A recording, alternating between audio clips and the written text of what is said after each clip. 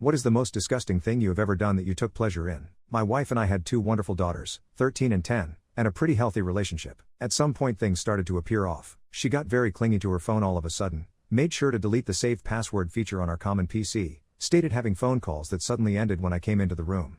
You can probably guess what it was. Now having 15 years of marriage behind us, I was hoping it wasn't what it obviously seemed to be. So one day when she told me she was going to spend some time with the girls, I decided to follow her. Sure enough, I find her driving to a hotel to meet with a guy I will call Steve. To say it was a gut punch was an understatement. I literally cried for an hour straight. After I was done with my self-wallowing phase, I decided the best course was getting even. I thought of several scenarios that may or may not have involved me hurting Steve. Eventually I decided to do things more civilly and more importantly legally, but only just. So the first part of the plan was gathering evidence. I could have just gotten a pie, but I had something better in mind. So one day when my wife was at her job and the kids at school, I installed some small secret cameras and microphones I had bought. Due to the setup of our bedroom, I even managed to get one perfectly overlooking the bed. I didn't however use them while I was at home. So a couple of days pass, when I proposed to my wife that the second to next weekend I should take the girls on a trip and stay a night too. I more often than not was the one cooking. I took a far more active role in raising the girls and showed them a lot more patience and attention.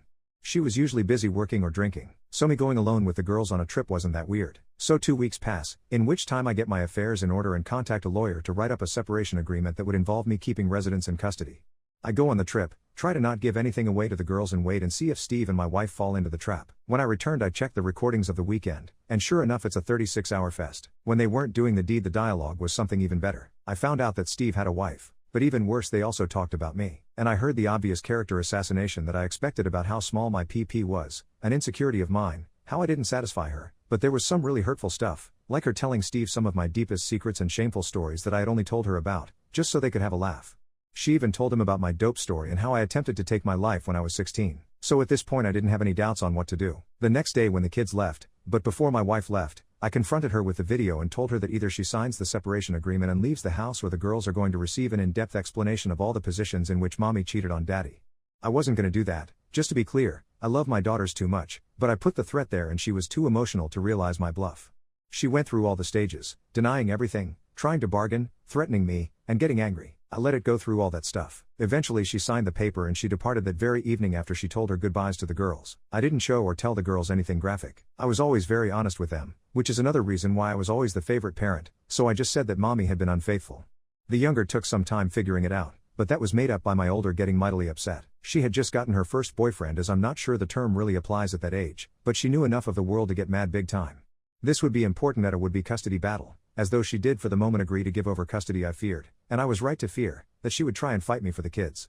What I didn't expect was for her to use her visitation rights to talk crap about me. Basically she started telling my younger kid about how it was all my fault for not forgiving her. Her lawyer even started demanding she receive custody. So I finally activated my revenge plan. Enter trip to South Carolina. Why South Carolina? Simple. Fort Sumter. I really wanted my daughters to see it. I definitely did not go there because it is one of the last places where revenge porn isn't illegal, and where I could upload my wife and Steve's doings and intimate moments with no worries on the internet and other such sites, as you cannot be prosecuted for crimes that weren't illegal when and where they were committed. I especially made sure to include the clip where Steve could not get it up. I sent the links to my wife's employer, her clients, and everybody in her line of work just to be sure, to Steve's wife and to his firm. Steve soon got a divorce. I feel sorry for his wife as she was an innocent victim in all of this, but I think it's better that she found out. As for my wife, this was the end of any chance to get custody. She soon got fired from her job of 8 years. I got custody. Yes, due to her being unemployed, I got no alimony, but honestly I make enough money to sustain both me and the girls, so I don't care, and I'm good enough at caring for them and they are old enough to allow me to have a full-time job. Several months later, my wife is still unemployed. Last time I spoke to her wife she threatened to come and take my life and how this will be revenge for ruining hers.